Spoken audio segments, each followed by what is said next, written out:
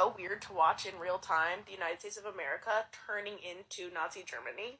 The United States isn't turning into 1940s Germany. Germany turned into the U.S. Germany turned into the U.S. They turned into the Americans. So you're trying to tell me that 1930s Germany turned into a liberal democracy? Because that's what the United States of America was at the time, be it a flawed democracy, but I don't think that's what Germany turned in. H-Man did something very, very different. He turned it into an outright totalitarian dictatorship. And here's the thing. The Yazis were inspired by America, is made by a partial truth and then a complete fucking lie to take away the responsibility of the Germans for creating the most fascistic and evil regime in the history of the entire world. So where does this partial truth come from?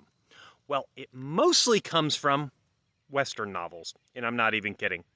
H-Man was heavily inspired by a collection of Western novels that talked about the Wild West and Western expansion, and of course the American and Indian wars of the Wild West, and he really, really loved them. These novels were written by this man here, Karl May, who was a German novelist that wrote Western novels.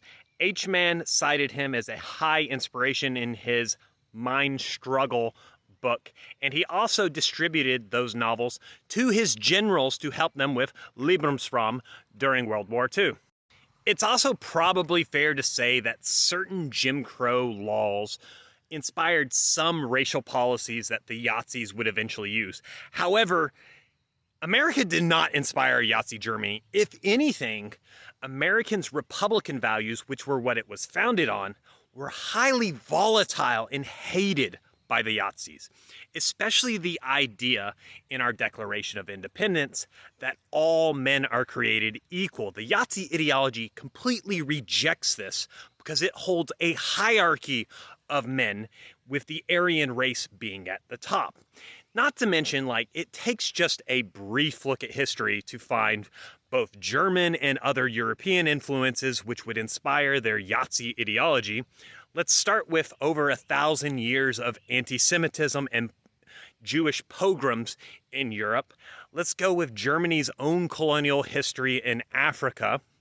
The concentration camp was first done by the British during the Boer Wars.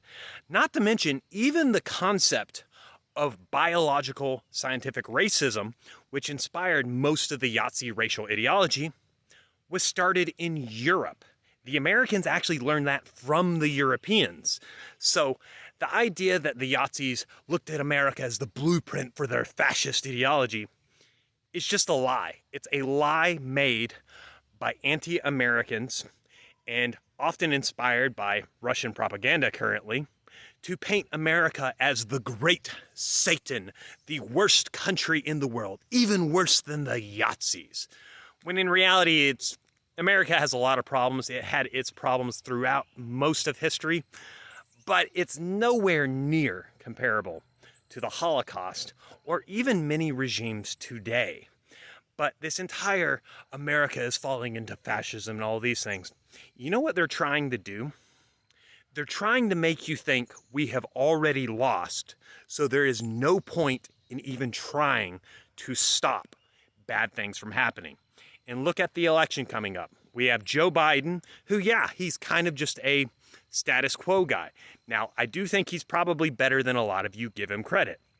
But we do have the other guy, Trump, who actually would be a threat to our republic and democracy as we know it in the United States of America.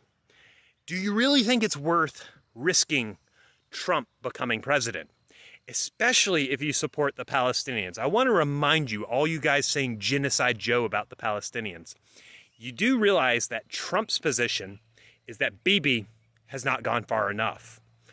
If you actually think that's going to help the Palestinians, you're a chicken for KFC.